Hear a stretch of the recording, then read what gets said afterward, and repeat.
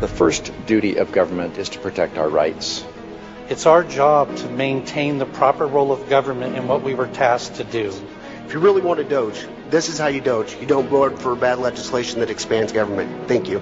Now we're talking about taxpayer money, and we're talking about accountability. It is their money. This isn't a government program we're actually spending on. We're actually giving it back to the people of Idaho. There's other options for making our ballots more secure, such as using watermarks or putting holograms on the ballots. And I think that that's what we need to look at more, is trying to get back to what we used to be, where our churches and our families took care of each other instead of relying on the state. I asked the question rhetorically, if we gave them another $1 billion, they wouldn't be happy. Well, we've given them $2 more billion, and it's not enough. We need to start making Idaho first. We need to start making America first. Other states like Texas and Florida have enacted similar laws to address illegal immigration, both locally and in their communities. And Idaho has the right to protect itself when the federal government has failed to do that. COVID presented us with quite the enigma. We didn't really know what it was or what to do, but that is no excuse to violate the rights of the citizens of the state of Idaho. I say vote no on this and let the teachers teach and quit bringing in coaches to teach the teachers to teach, and let's get education going again in Idaho. I don't know what's coming after this current administration for the feds, and we need this law because our federal laws on immigration have failed. Mr. President, I think it's incumbent upon us to allow parents to use their hard-earned dollars to provide what's best for their children.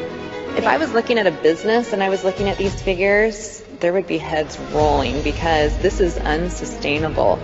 My concern is that the resilience of Idahoans who believe in self-reliance and self-responsibility will be eroded.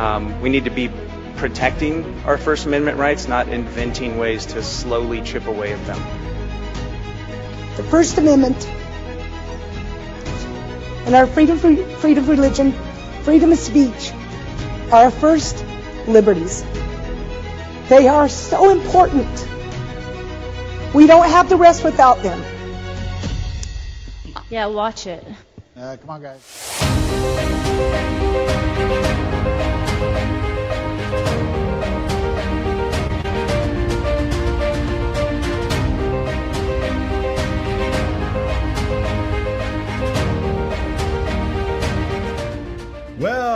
Well. Good morning, folks. Welcome back to Idaho Signal. I trust you are following our social media channels, sharing the broadcast all around Idaho. I'm Matt Edwards, and there is something electric in the air around the Statehouse this session. I can definitely feel it all the way up here in North Idaho. A subtle but powerful shift that's got me thinking that we're finally seeing the tide turn. Now, while the left is out there on the fringes, screaming at churchgoers, picking fights with ICE, plotting to storm their congressmen's offices today like some deranged reenactment of J6 cosplay, the conservatives here in Idaho are quietly getting to work. Now, at the federal level, Congress is a bad joke, gridlocked, performative, a clown show where nothing meaningful really happens. You might be tempted to lump state legislatures in the same bucket, but not here, I don't think. Not here in Idaho. We've built a solid coalition of conservatives in the Statehouse that we're no longer just playing defense. We're forced to govern, and so govern they will. Think of it like a football team that spent years on a lights-out defense, holding the line, stopping drives here, frustrating the other side, giving up points and practically losing, right?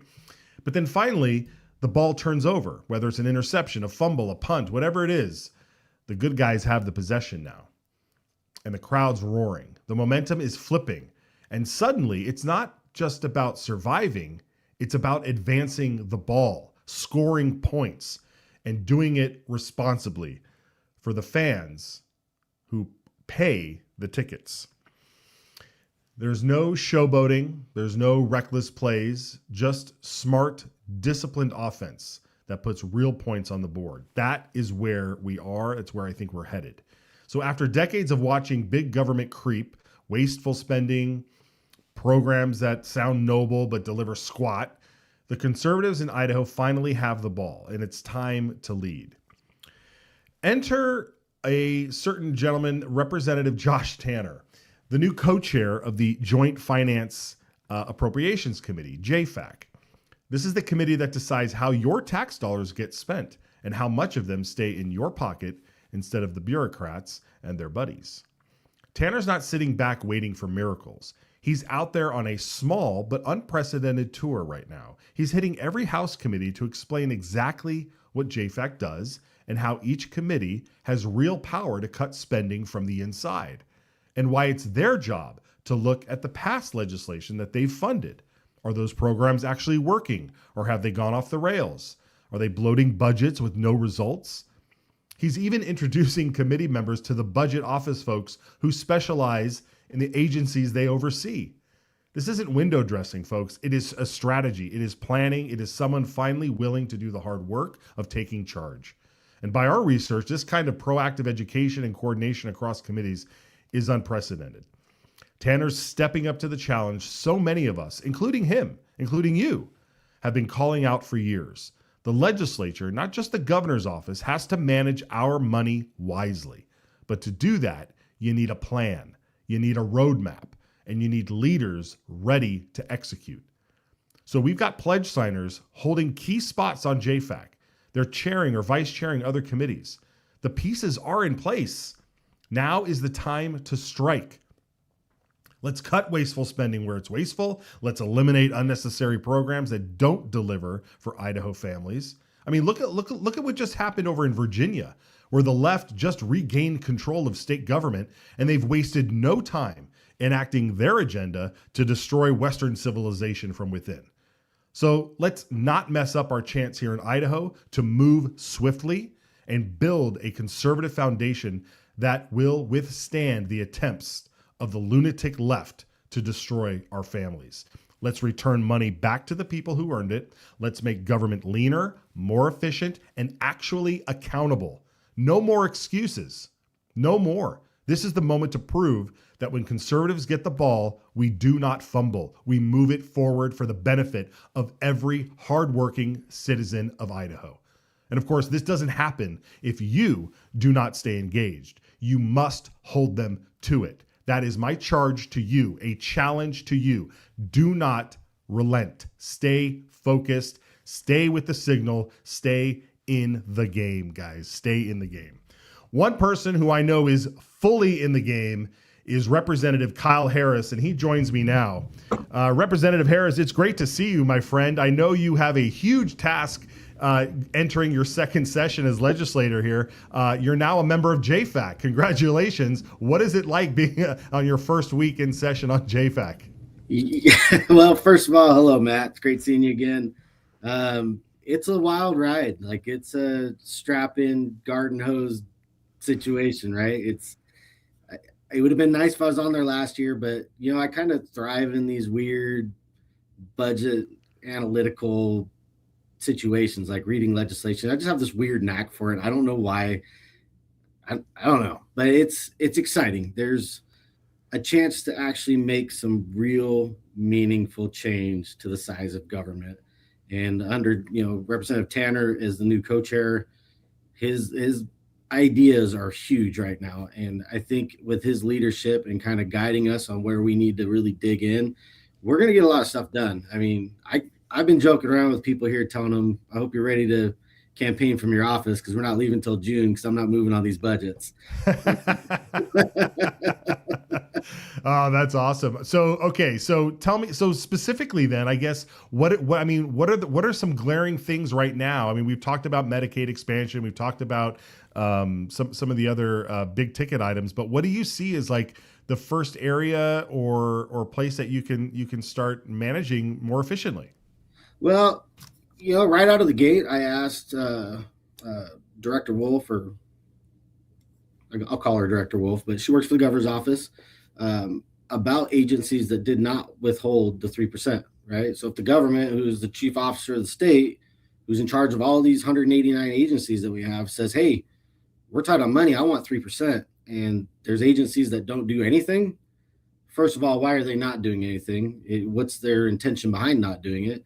And she did give me a list, and surprisingly, there's some people on that list that kind of blew my mind. I've talked to a few of them already, and they are definitely willing to give us that 3% now. I don't know if that's good enough. Since they withheld, I might go for 5, 6. I mean, honestly, Representative, I mean, does that kind of appall you a little bit? I mean, you guys are in charge. You guys, you are in charge of our money. Yeah. And you give it to the agencies and you are directing them. I mean, I remember you had your bill last year that said if the schools get money for a specific thing, they have to use it for that. And that of course didn't make its way over in the Senate. So I mean, at a certain point, having you in there, and I know how analytical you are, and I also know that you're not going to take their BS, right? I mean, that's right. Kind of like what you're telling me here in a nice way.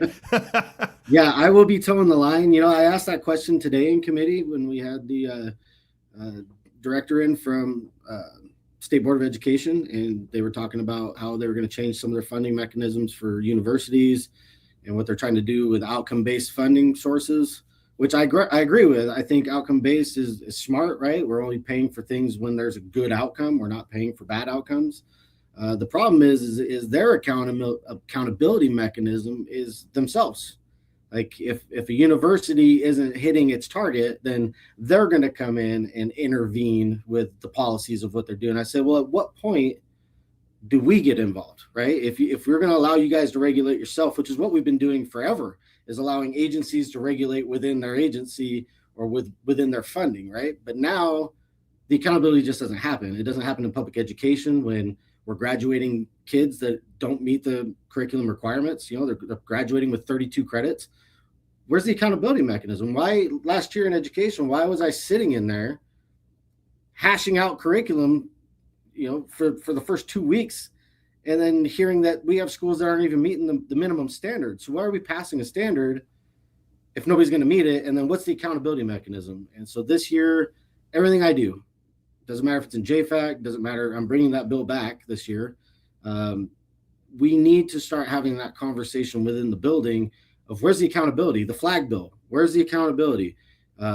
When county assessors or counties or cities as a whole are breaking law, which is in law, what's the accountability? Do we have to go to the AG's office? Should it come to JFAC where we just say, you know what? Ultimately, at the end of the day, money matters, and we're going to make that choice.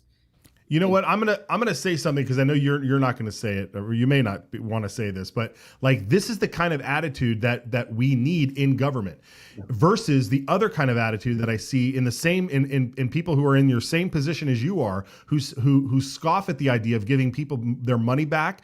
Like this school tax credit where you get money to take your kid to whatever school you want. And they cry, where's the accountability? Where's the accountability of parents to make sure that they're doing this? Well, we don't have accountability under your watch. Right. And so now here you are and folks like you who are saying we will hold you accountable. And it seems like the only way you can hold these people accountable, because you can't go around firing everybody, is holding their money back, right? That's the end. That's the end all be all of government, right? Is finance. Right. If we just say you brought DEI back into universities, guess what? We're going to pull $6 million out of your funding for it. I mean, that's money is where the end all be all is. If we pull your funds and you're forced to lay people off, that's a result of your bad behavior. That's not my fault. I had to do something, right? So we need to get back to holding government accountable. That's why most of us are here, is trying to rein government in and to bring that oversight in and start being responsible with people's money, because it's not our money. Yeah.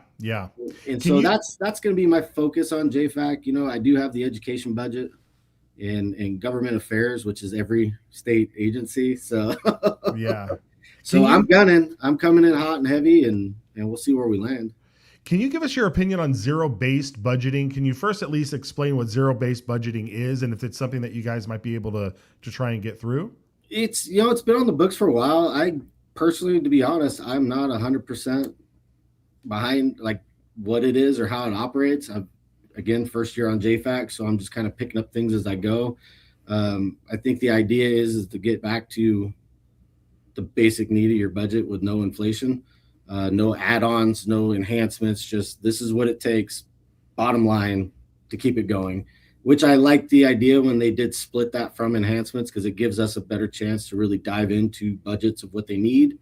The problem that we're seeing now is that in the maintenance budgets, there's been carryover from years and years and years of ongoing, that when we went to this, it just got stuck into the maintenance. Right. And so that's, I think, a lot of what Representative Tanner, Chairman Tanner, is trying to do right now in these committees is go back and say, hey, we can affect current things, but we can't affect policy. And let's say 40% of these entire budgets is all policy driven from the legislative body. So we need to go back and address that policy, see if it's something we need, see if it's something we don't need, see if it's outdated, see if it's even being used anymore.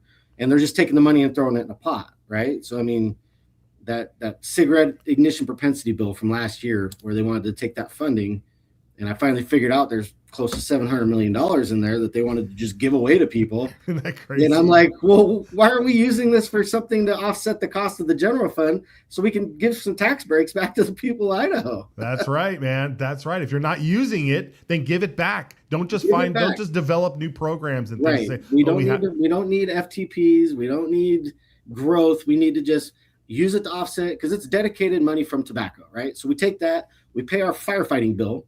Now you just save $700,000 out of the general fund for the firefighting bill. General fund money can go back as a tax cut to the people, right? Like, I can't give them the tobacco money, but if we use that tobacco money for something that it's qualified for, then we have general fund money available. Now we can give general fund money back to the people, right, which is what we should be doing. My big look right now, the one thing, the bone I got right now is with education. And last year, I don't know if you recall, but there was an Idaho Education News article that came out that said across the state, Idaho school districts were sitting on over $800 million in rainy day funds, right? This year, same article comes out, $716 million this year that Idaho school districts are sitting on for rainy day funds. And in that article, they list the biggest offenders of public education and the biggest offenders of public charter schools.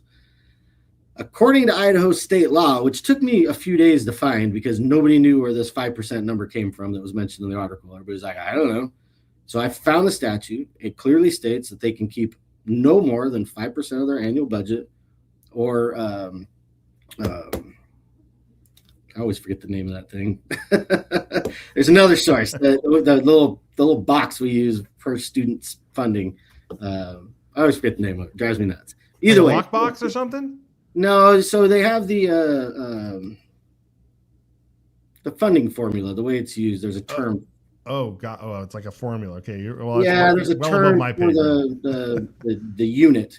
It's a funding unit per number of students. Gotcha. So they can do 5% of their annual budget or 5% of this unit, whichever is greater. That's all the law states. These schools are sitting on 15, 20, 30, 389% of their annual budget this year.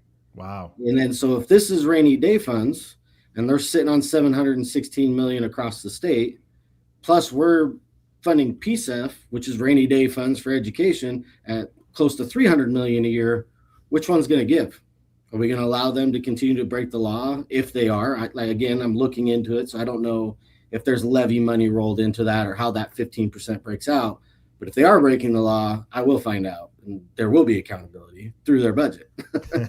So, if we're going to continue to allow them to hoard $800 million one year, $700 million the next, and then keep telling everybody we're not funding education while they're sitting on close to $1 billion a year, should we take away the PSEF funds, or is that going to affect rural schools? Like, that's the balance. Like, what do you do? Because when it comes to us, we just have to cut. We can't pick and choose. Like, oh, if you're a district this size, you don't get access. That you can't do that.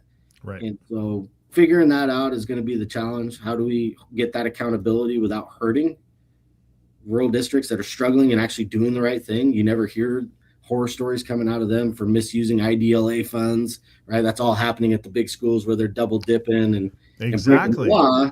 But if we take away IDLA completely, then our rural school districts could lose their accreditation because they need that course in order to keep accreditation. Right.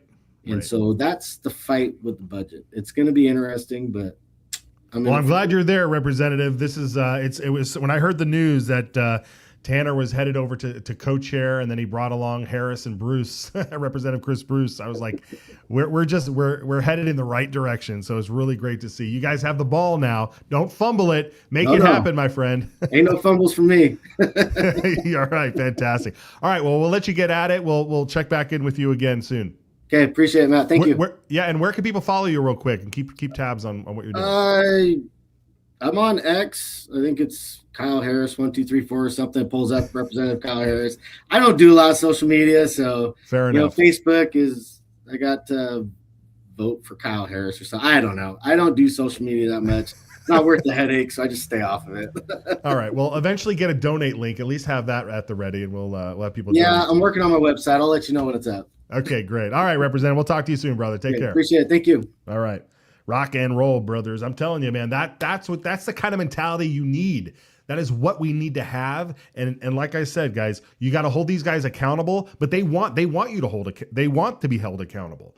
That's the whole purpose, right? Especially with our pledge. Like the whole point of our pledge is that, okay, these are the things I'm for and against. And then at the bottom of the pledge that they sign, it says, and I expect my constituents to hold me to account for these things. So we're going to hold them accountable. They're going to hold the bureaucrats accountable, and we are going to turn this ship around, guys. We are going to turn this ship around. You got to stay positive. I know everybody out there just wants to say, oh, it's not going to happen. You're right. It may not happen. It may not happen. But we need to stay vigilant. We need to have positivity. We need to cut through the noise and just stay with the signal. And I'm so glad you're here. I'm so glad you're here. I am pumped. I had to do another cup of coffee today, or another pot of coffee. And it's totally kicking in. Okay, you guys, check this out. We got the salts. We got American Smoke Company. They got their salts. This is this is the cherry salt smoked 8 hours. They've also got this. Here's the one I haven't talked about yet. I think it's called Kiwi. It's wood from Hawaii, Hawaiian timber. And this was smoked for 12 hours with a Pacific Ocean sea salt. Coarse sea salt here. Look at that. The aroma is exquisite. I'm telling you, this is, it's so good. I mean, I wish they made candles that smelled like this instead of those like lilac and lavender or whatever. Like this is the scent you want, man. And you put it on your meat, you put it on your chicken. You don't have to sit there for hours and hours and hours smoking something. If you still want that flavor and you only have a limited amount of time, put this overnight on some on a pork roast or something like that to get that smoky flavor, or on your frying pan on your eggs as it's on your omelet as it's coming out.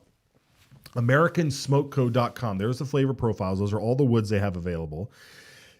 You can buy them individually or in a pack, and you'll be ready to go. So AmericanSmokeCo.com, AmericanSmokeCo.com. Head over there and pick up a batch for yourself and for your kitchen. Your family and your friends will love you for it. That sounds like a good tagline. I don't know. All right, folks, we're going to take a short quick break, and we'll be right back. And I think people really think that what's good for Micron is good for Idaho. What's good for Albertsons is good for Idaho. Especially when you get into politics, you end up spending a lot of time with lobbyists, with business leaders, with the rich and powerful donors. I think it does become a bit of a bubble.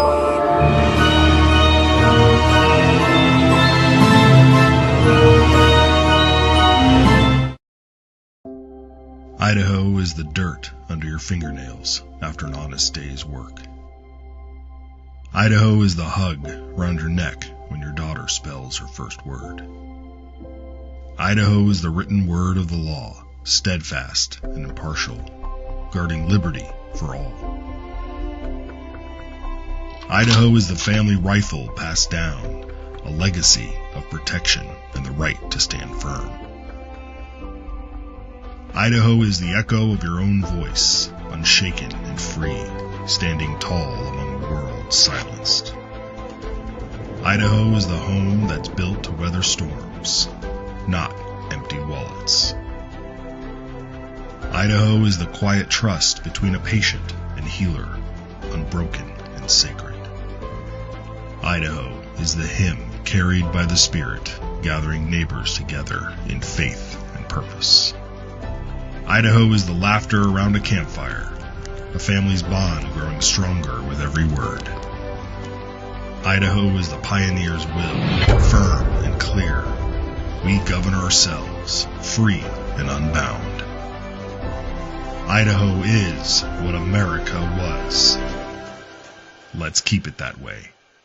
Ask your legislator to sign the Citizens Alliance of Idaho pledge to preserve our shared values. We ride together. Okay, welcome back. We're going to talk through some of these committees. We're going to show you some footage here because the committees are underway. The first week was get to know you kind of thing, and this week the committees started rolling out their work. And so just to get you a little bit up to speed, for those who are new to the program, new to watching Idaho politics, I'm so glad you're here. I'm so glad you're motivated. But let's go through a little bit of the system of how it works. So you've got a bill, right? You've got a bill in Idaho and you want to get it to be law. So you need to have it written up and formatted in the correct format, and the Legislative Services Office will help you do that. If you're a legislator, this all has to go through the actual legislators.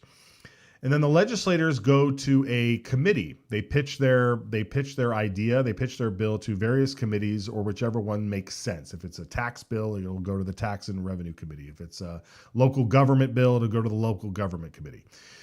So whichever committee it goes to, the chairman has the option to look at the bill and say, yeah, this looks like a good bill. We're going to have a hearing on it. But first, we're going to have to see if the committee would like to accept the bill and make it public. Because right now the bill is just your own little baby, and it's your possession, and you can share it with the world, or you don't have to share it with the world. You just keep it there, but you give it to the committee and you show up to what is called a print hearing. And at the print hearing, you present the idea. The committee normally says, this sounds like an interesting idea, so let's move forward. And so they will vote to print the bill. Once it's printed, it gets assigned a number, and these are the numbers that you normally see talked about throughout the session. H-234, Senate Bill 1251, whatever the case may be. Then it's scheduled for a hearing, and that is the full public hearing. That's where they get to bring in the experts. That's where they get the full explanation of the bill.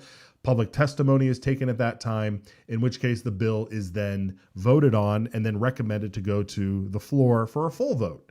And if it does that, and it passes in the House or it passes in the Senate, then it crosses over to the other chamber, and the whole thing starts over again. It doesn't need to get printed again, but the hearing process starts all over again.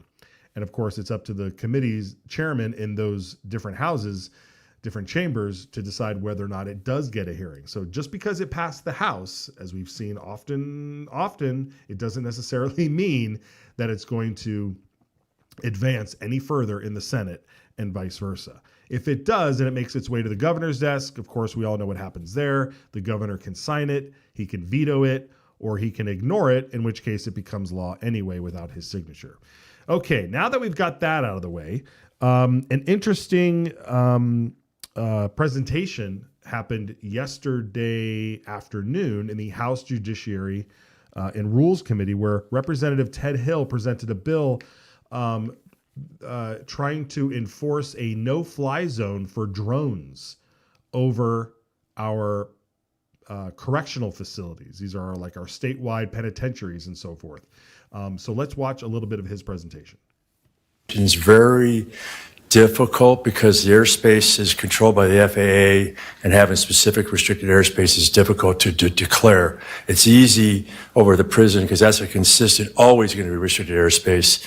But the challenge is the drone threat is so extensive and where the threats are moving. So this case, it might be the stadium full of football stadium or something like this. This is why it's very difficult to actually legislate. This will be the first of its type, and I'm just giving you kind of heads up, this will not be the last. And I'm always the guy coming up with the bad news, but the drones are tremendously threatening. I started working on this 10 years ago when I was working for Indo-PACOM, trying to manage this thing. So I'm trying to address detecting them is difficult, stopping them is extremely difficult. So use that as we look at this bill. There's no funding required in this bill because we just want to get the laws on the books to actually have the detection equipment in place is more money than I'm willing to ask at this point. The Safe Skies Act should fill this with some money will come probably from the federal government that allows some of this technology. Technologies are directed energy weapons and so forth. You can't shoot these things down like a duck. They're going 50 miles an hour. You can't use a shotgun and shoot them. You can't. Ted Hill, always great to watch his presentations on things like this. So apparently, and he explained earlier, apparently drones fly over penitentiaries and they'll drop, contraband, they'll drop drugs in, they'll drop cell phones in, and the security is none the wiser. So what's fascinating about this, of course, is always, the unintended consequences of bills like that, or like he explained, this is a very complicated issue. And so Representative Joe Alfieri, I wanted to show you a little bit of his exchange with Representative Hill here. He asked a very relevant question regarding the airspace over a facility like this. Let's watch that. Representative Alfieri. Thank you, Mr. Chairman. Representative Hill, my question is also about restricted airspace. And FAA controls air above a certain height. Is that right? Yes. Do we need to further define that in this? It's Chairman. Mr. Chairman, no. But if he, I don't think I could get some data on that, but it's established by that, and I'll verify if there's any concern, but it should not be a problem. When they set aside the restricted airspace, that is restricted airspace around the White House. Once it's classified, it's identified, and it's in the airspace. And I look at airspace charts all the time. We used to fly. They'll be restricted. There's a restricted space right now over the prison. It's already established as restricted airspace. So I'll verify if there's any doubts in that and make sure if there's any questions there. Just a follow-up. Thank you, Mr. Chairman. Go ahead. So, Representative Hill, my concern is that we might have commercial aircraft flying over, not commercial, but private aircraft flying over that, maybe private drones that are doing agricultural surveys and things of that nature. So, don't we need to say at a certain point, you can't fly a drone from 200 feet up or 300 feet or whatever it may be? You're an aviation expert. I'm not. Well, Mr. Chairman, yes, this comes to the ground all the way, and that's all the way. So usually now. Sometimes there's restricted airspace I've flown over that might have a cap at 5,000 feet. Sometimes, frequently it's not. Over the White House is prohibited airspace. It's even more. You can't fly over that at all. Groom Lake, prohibited airspace. You fly over that, they arrest you. So there's these different definitions of airspace. It's very clear as a pilot. It's on our charts. We know where it is. You don't fly through them. And this is going to be this is going to be specific to the drones. They are aviators, and it's different. The airplane could be the same thing. He can't be flying over these prisons. He has the same restricted airspace. Okay, so fascinating topic. The bill was printed, and they'll have a full hearing and get some more information on that. So interesting bill nonetheless, and a good way to kind of explain to you how the process goes with a very interesting bill. Okay, so yesterday there was also, like I mentioned at the top of the hour here, Representative Josh Tanner started this sort of, this quiet tour of the House committees. And it was very fascinating. I want to bring Brian Allman in here to talk through this a little bit. It was such a great start. Did we lose Brian? Brian is not in. I thought we had him in, but he's having a little. Oh, there he is with the old chapeau on. Fantastic, Brian. I know you're outside. It looks like you're a bit frozen. Maybe we can get a better connection. Well, at least we know he's alive. That's good. Proof of life there. Maybe we can just have him call in to the program. We'll do some audio. It's not fine if this isn't working. But let's get up to speed here. We'll play this video. This was Josh Tanner yesterday when he hit up the Resources Committee, I think it was. And like we said at the top, like Representative Harris said, when we're talking about the budgeting, when we're talking about what can committees do to help this process, because again, if we are going to govern, if we're going to lead here, we need to get everybody on board. So let's watch a little bit of what Representative Tanner had to say to the committee yesterday. This was the first committee he went to. So just check it out. A lot of members come forward and ask me, they want to understand the budgeting process more. They want to understand where they can actually kind of dig into some stuff. I know you guys we have several members on JFAC that sit on this committee. So I think there's some really good, useful people on the committee that you guys could actually use. But when we look at budgets, most of it is driven from decisions that are made in committees like this. We pass bills, they have costs associated with them, and then they come to JFAC and they get funded. And then they get funded in an ongoing aspect going down the road. There are budgets, or there are bills that have been passed that were 5 years ago, 10 years ago, 20 years ago.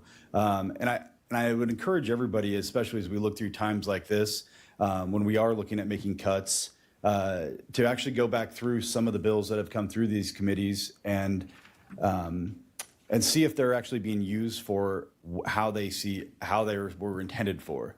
Are they still functional in the same sense? Or does the bill need to be revised and maybe reductions made? Or does it need to be repealed altogether?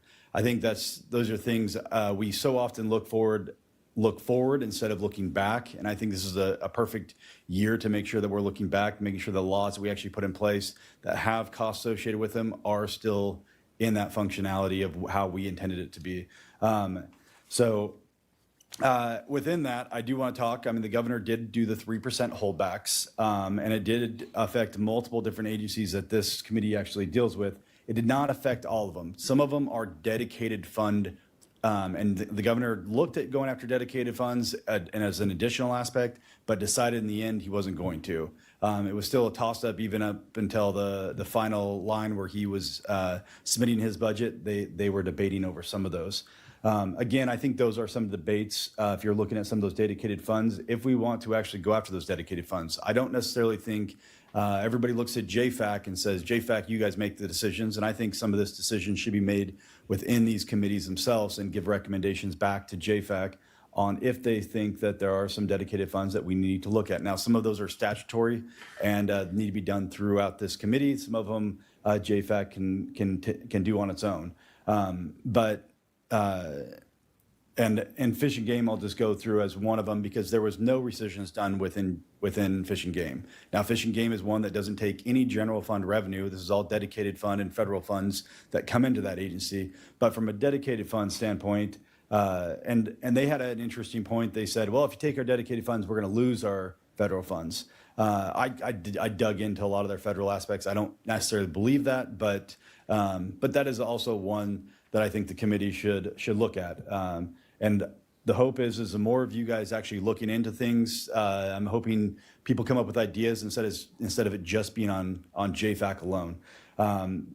Now, our budget analysis, our analyst for natural resources, Janice Jessup, again, is a wealth of knowledge, and I think it's important for you guys to actually know who this person is. So if you guys do have questions on something when it comes to budget related, when it comes to this committee, that you know exactly who to go to, and she can get you the answers probably right off the top of her head, but if not, really quickly. And then she's going to walk. I mean, I know that was a long clip, but how awesome is that? He's showing up to the committee. He's saying, "Here's what we need you to do if we're going to make these cuts, and we're going to make government more efficient and all that sort of stuff. This is what we're going to do if we're going to doge, right? And here's a budget analyst to help you guys out." And I'm hearing this in this committee. I think we have Brian Allman now by phone. Brian, can you hear us? I can hear you, Matt. Can you hear me? Hey, loud and clear. There he is. Fantastic. All right. So I think you also heard Tanner there, and you heard about what he's doing. I mean, from our research, this is kind of unprecedented that he's taking these notes, these recommendations, he's taking these charges to the committees. Yeah, for sure. And I'm pretty excited about this. This is, I think, what a lot of conservatives, fiscal conservatives, have been calling for many years. We keep saying, okay, you need to cut the budget, you need to cut spending, you need to cut these things that the government's doing that is not necessarily part of its proper constitutional role and scope. And now here we're finally maybe starting to see the beginnings of that. We're seeing a coordination between JFAC and the germane committees to not only cut line items on the budget, but also to cut the policies that require those things to be spent. And that's what we've been hearing for years. We say, well, why don't you cut this? Why don't you cut that? Well, the legislature adopted passed some bill years ago that says we have to spend money on this. So, we have no choice but to fund it. Well, let's go after those bills then. Let's go after that law that requires that, and then, cut it off at the source. Exactly. I mean, and look, I can hear the naysayers now saying, well, we'll see if that actually happens. And you're right. We will see if that actually happens, but it has to start somewhere, right? The first step has to start somewhere. And it sounds like we've got some people finally who are willing to do this. For sure. Yeah. Trust but verify. I like the intention, and we'll see if it plays out. And we should encourage things like this instead of just dismissing it as, oh, well, nothing's going to happen. We don't want to be like the guy on the internet who says nothing ever happens, because things happen when we make them happen, and when we encourage our lawmakers to make them happen and put pressure on them to make things happen. So let's encourage this process. Right. Yeah. And let's elect the right people. I mean, I'm super proud of the work that all of our allies across the state have done to be able to educate people, to help them wake up, especially during COVID. I mean, that's kind of like largely where it happened for most people who are engaged today. And an increasing population who's moving into Idaho that's saying, I don't want what happened in California, Oregon, Washington, Nevada, Colorado to happen here. And so let's get busy. Let's watch this and pay attention and keep it rolling. So on this note, Tanner was in the Health and Welfare Committee this morning, which is a source of a huge part of our budget that is being, I think, wasted inefficiently through the Medicaid expansion program. But not just that, but Medicaid itself is just ripe with fraud and oversight that needs to be, or lack of oversight. Let's listen to a little bit of what Tanner had for that committee this morning, and we'll get your reaction. Our budget. Again, I go back to the assumption aspects. I could probably agree with you to some degree that there are some behavioral health ones that will have larger cost implications and drivers down the road in other areas. But again, the Constitution of the state of Idaho says we have to have a balanced budget. And when we look at revenue, I mean, that's why we set revenue. We try to set that as early as we can, so that gives us a good idea of where we're actually at. Currently, we're looking at conformity within the Big Beautiful Bill. So we'll push in that conformity aspect. Then we know from an economic aspect of what we want to try to make sure we have on a bottom line, because what's happened is we've seen health and welfare come back year after year after year with supplementals. So we have to make sure that bottom line has some flexibility in there. And then we look at the rest. If there's money in there to do this stuff, it makes it easy. When there's not the money in there to do that stuff, it makes it more difficult. And sometimes you have outcomes just based on that can lead to cost drivers outside. But like I stated before, some of the times when we think that there's assumption of a cost, it's not always there. Sometimes when we don't think there's an assumption that there's going to be a driven cost from this, there actually is a larger one. So those ones are tough. And I think every single person you're going to talk to is going to give you probably somewhat a different answer. That's why my recommendation would be for you guys to dig in, not just listening to a lobbyist or the department or somebody else, but doing your own analysis and bringing as much information you can. Use that brain that God gave you and try to come up with what you think would be best for the state. Come on Imagine now, that. Brian. Come on. Yeah, and that's that's where we're hoping to see a shift here, because spending is often driven by, well, as you said, lobbyists and the agencies, the departments. They say, hey, we want this much money. Lobbyists come in and say, hey, they need this much money. And JFAC says, okay, we'll give you that much money. And the legislature says, okay, we'll pass the policies that enable it. Well, we always need to have another voice in the conversation, and that is the voice of the taxpayer, the ones who are being asked or, asked very, very, forcefully to fund all these things. And, we should have a voice too, as taxpayers, as citizens. And that's why I'm always encouraging people, through my platform, through your program, to get more involved and to talk to legislators. But I'm glad to see Representative Tanner saying the same thing. Let's actually, the legislators we elect to represent us need to be digging into these things and not just taking the agencies or the lobbyists' word for it. Right. Yeah. And I will say this, there is there's oftentimes the argument that can be made that the legislators who are only there, for a few months, and, a lot of them have other businesses and other lives. I mean, that's the way we designed it, right? These are citizen legislators that, and as often has been debated, the legislative branch is not chock full of people working directly for the legislators. So, in fact, there's very few. And so the amount of work that it takes to be on JFAC diving into these budgets, I mean, line by line and looking at everything, when you're the chair of a committee and you've got all these other things going on as well, there simply is not any time in the day to dive into those things. And so I believe that these chairmen are very grateful for the work that Tanner's doing here and the encouragement he's giving to committees to work as a committee and dive into this stuff and really get to the heart of the matter. There's plenty of legislators that do a lot of that work, even if they're not on JFAC, and sometimes they get shut down, but at least they're out there doing the work. And I think that as long as we build a larger coalition, they're going to get this stuff done.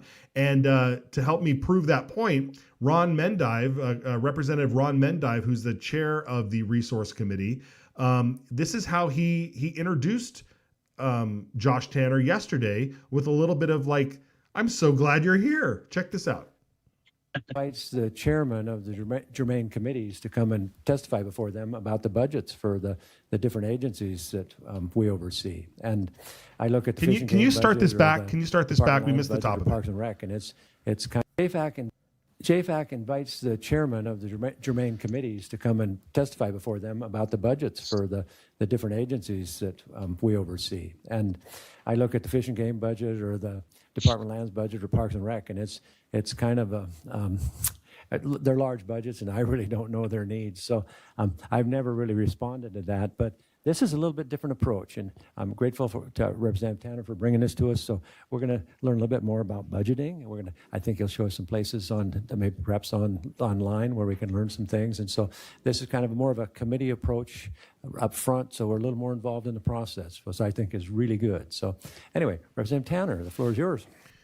Yeah, kudos to Representative Mendive for kind of like opening up the kimono there a little bit. I mean, he's like, I kind of don't really know exactly what these agencies need, right? Yeah, that's true. I mean, like I said, in the past, they kind of just took the agency's word for us. We need this. This is necessary. Give us money. And JFAC said, okay, sure. I mean, I always hear every time I go to a district meeting, and my Senator Grow, who's the other co-chair of JFAC, talks about coming onto JFAC in 2018, 2019, and how he felt it was just a rubber stamp committee. The governor and the agency said, we want this, and they said, okay, you got it. So it's fantastic to see that changing, and I think Representative Tanner is a big part of that, and some of the others, they're changing the course of the ship, and it's a big ship. It's going to take a little bit of time to change it, but they're putting it in the right direction, getting the actual legislators involved, getting citizens involved, getting more voices, more eyes on this to find places where we can make things more efficient or take things out if they're just not the proper scope and role of government. That's right. All right, Brian, very nice. Thank you for backing everybody up on this. I think we're one mind on this, and we hope it succeeds. Where can people follow you and follow your next work? GemStateChronicle.com, at Brian Ullman on Twitter and everything else. I'm working on some stuff on code cleanup and all the the big binders that the governor had at his State of the State address, what's actually in those, what it's going to take. Representative Redmond just had a bill this morning that it was apparently super long, talking about fixing up the code. So important stuff, kind of goes under the radar. I'll bring it to you as soon as I can. Great. Thanks, Brian. All right. We'll talk to you soon, brother. Take care. Yeah. Hope to see you soon. Yeah, that too. Good luck on the video. Okay, so in the realm of budgets, we heard Representative Harris talk about rainy day funds. We heard all of the Democrats are saying, well, why don't we just pull back on cutting the tax breaks, like put a pause on tax breaks. Well, there was something that happened a couple of years ago where they tried to get the state to buy gold and buy silver, and the governor vetoed it. Let's bring in Representative Rob Beiswinger, who knows all about this stuff because he just released an article over on his Substack talking about how with the price of gold and silver being what it is today, we might have missed a golden opportunity. I can't hear anything. Oh, well, we hear you. I can't hear you. No. Well, let's see if our producers can help him out. Let's throw up the Substack real quick as he tries to maneuver the microphone there. This was the Substack that he released, the Governor versus Gold, how Governor Little's misguided veto is costing Idaho hundreds of millions of dollars in a tight budget year. Can you hear us, Rob? Yeah, I took my headphones out, which usually that works better, but apparently not today. Well, it happens. Okay. Well, we were just highlighting the article you presented everybody about this, and I was just saying, it seems like Governor Little missed a golden opportunity here when he vetoed that bill. I had to get that pun in one more time. I appreciate it. Walk us through what you're looking at here. Well, so Idaho is home to Money Metals Exchange, where I work. We're one of the largest gold and silver dealers in the country. Idaho has really a long tradition of mining, of being in the precious metals business, in different fields. And a couple of years ago, before I was in, this is my second year, first term in office, but there was a bill 2 years ago that would have just allowed the state treasurer, not required, but allowed her to take all these idle monies that Idaho has and just take about up to 7.5% of those idle monies and invest it in gold and or silver. So she had the option to it. She would have to, research how much, the storage fees would have cost and all that kind of stuff should have been on her. And technically she wouldn't even be required to do it. Other states are requiring it. And again, 7.5%, but equated to a whole bunch of money. And then gold back then, the gold price per ounce was roughly like $2,200, $2,400 an ounce, depending which day, which month you're looking at, right? So it was definitely, which at the time was a little bit on the higher end of where it had been. But at that point, it had been below $2,000 an ounce. But then after, the bill went through the House and Senate, it was a little bit contentious. There's some tight votes on it, but eventually ended up on the governor's desk, and he vetoed it. And he had some statements in there saying the fiscal note wasn't good enough, and so on and so forth, which I think is pretty bogus. But since that's happened, that veto, gold has essentially doubled in price, or almost doubled in price. It's now, like, I think I was just looking up here a minute ago, gold was like $4,700 an ounce on the spot price. So that money that's the highest ever, right? Yeah, we're all-time high territory. We've just blasted through. They used to talk about levels of resistance. Well, I don't know there's no resistance level anymore. I think we've just blown through all of it. And so gold is now approaching $5,000 an ounce. And really, it was a pretty safe move. And gold and silver, these aren't tech stocks. Gold and silver have been considered money for thousands of years. In the Old Testament times, New Testament times, ancient Egypt, all these. I think was the JP Morgan Chase said gold is money, everything else is credit, or something like that, right? So it's not new, it's not a fad stock, it's not Bitcoin or cryptocurrencies, which are new and more speculative. I'd say this is like the safest way to have money. Our whole financial system used to be based on gold and silver, and we've definitely gotten away from that last 50 years. And Idaho had a chance to do it, and the governor, unfortunately, didn't agree with that. Utah, by contrast, has done this bill. They have made a purchase. They are storing at a place as a Brinks location in Utah that they store at. So states are doing it. We missed a chance here, and honestly, we could have doubled our money essentially at this point on gold. If it done silver, silver's up 200%. It was basically about $28 an ounce back then. Now we're in like the mid 90s. So if this had happened, if the treasurer gone through with all this kind of stuff, we really could have $500 million more in Idaho's idle money program if this simple bill had just been signed and then executed by the state treasurer. Right. And again, it's not necessarily saying that the state would have then sold, to reap the benefits of it, but the fact is this is such a huge jump that it almost, I hear people say, actually, precious metals have been suppressed. Like their real value has been suppressed for whatever reason for so long that this is just the beginning of really seeing exactly what the value of this stuff really is. Do you think this thing goes high? Way higher than it is now?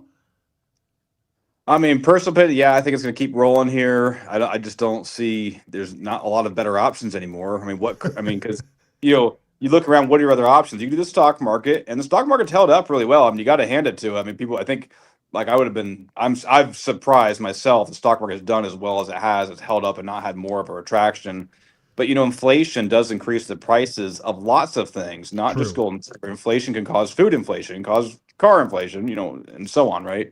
And so you see like gold, silver, platinum, palladium, copper, all surging up too over the same time period. So it's not just gold and silver, even though those are much safer investments, I would argue, because there's so many ounces widely traded. It's traded well over the world. They're not just, especially gold is not so much an industrial metal. It's money. These central banks around the world, I mean, when they're buying by the metric tons of it, they're not like you and me, like, well, hopefully I can scrape together a quarter of an ounce or something. They're buying literally huge portions of it. If you're trying to say I want to take $100 million and buy gold or buy metals, you're going to buy gold. What real estate are they buying? What the stock market's invested. Like, where else are you going with your money at this point? And so a lot of the really big money around the world, especially the eastern part of the world, is going really strong into gold. So I still think they'll go up. And now you might have a drawback. I mean, maybe silver goes back in the 70s for a while. I mean, all that stuff's definitely on the table. But every time you see silver and gold drop, they rally almost immediately, sometimes like within hours. There was one just night, buy more. right? I mean, I checked my phone and going to bed one night, just curious what was going on, and silver had dropped in the overseas markets by like $8 an ounce. And you thought, oh, okay, we're gonna have a retraction here, right? A correction. But then by the morning, it was down only $1 an ounce. So it had basically gained back $7 an ounce within hours of it. Wow. And again, these are supposed to be boring investments, predictable, kind of just protect your savings, insurance policy. I mean, it's gaining percentage wise. It is going like, better than a tech stock. So it's a little different time it's been over the years. Yeah. So, well, then that begs the question. I mean, has the ship sailed, or do we try and run a bill like this again? And maybe we don't buy as much because the price is so much higher, but maybe there is room to say, hey, you guys, we need to get on this. I mean, I can tell you, we're still selling. I mean, people are buying at a high clip, so I still think, and again, if you're talk to customers, if your view is to make money the next month, like, you never know, right? This could sink, it could hold down, whatever, but if your view is longer term, like a year, 5 years, 10 years, I definitely still think there's plenty of room to run here. We got $38 trillion in debt. I mean, we're not really solving that problem. If you hadn't noticed, like, we're doing some good things on other issues, but the debt is really it keeps moving up. There's all kinds of, trade wars going on and shooting wars, and all those things are recipes for buying gold and silver. And I just don't really see any of that really calming down. I mean, maybe my crystal ball is wrong, I guess, and I definitely could be wrong, but I still think it's plenty of time to buy. I know there is talk about still buying. Yeah. And you would get the dollars we have would now basically buy half the amount of metals we would have gotten just 2 years ago. So, but when you have an inflation and things spiral, it might just keep spiraling upwards too. I mean, it might be silver sits at 150, here this year. So Right. You guys did pass a bill last year though that cut capital gains tax on precious metals, right? Yeah, that's correct. So like the feds have their own capital gains, but the states have their own capital gains. We because really it's a form of money. When you go to the bank and trade your monies out, you don't get hit with capital gains for doing it.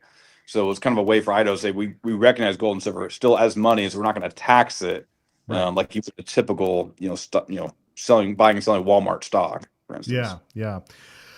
Okay, well, we'll see. We'll keep tabs on this, and maybe if you or somebody, I know this is also your business, so it might look funny if you ran the bill to say, "Hey, come buy gold from me," or something like that. That being said, go ahead. Well, honestly, I do tell people, I'm right up front because people ask me, you should run the gold bills. Like, well, it does look a little bit controversial. I'm not one of the owners, so I wouldn't, really benefit should the sale happen. True.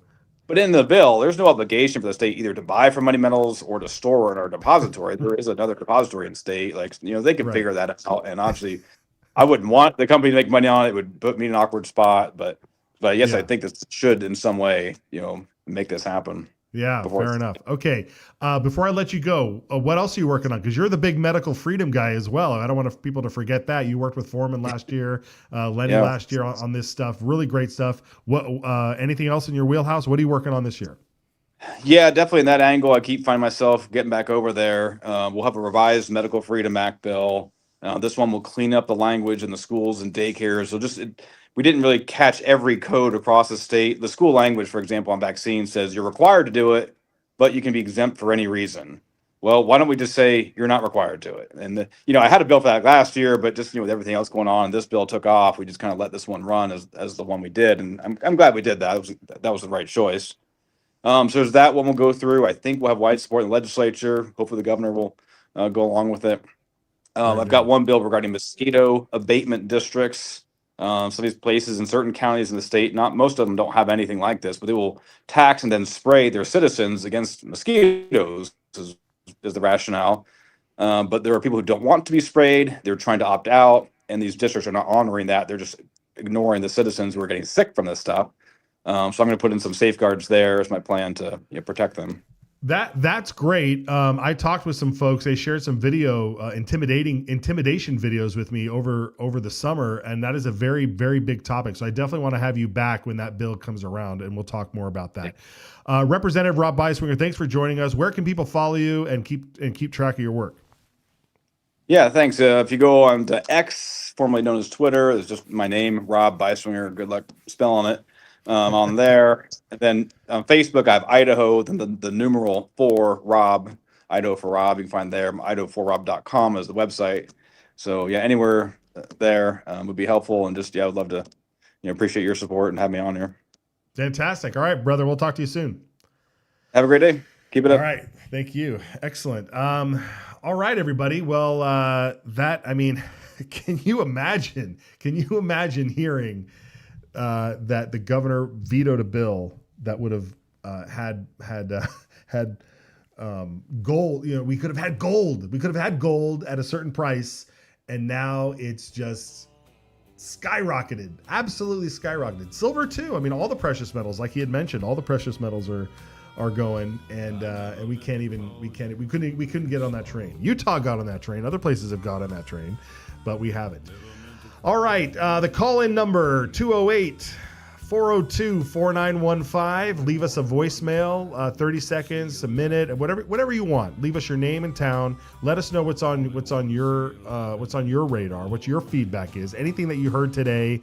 The comment section was blowing up. I saw I think there were people arguing in the comment section.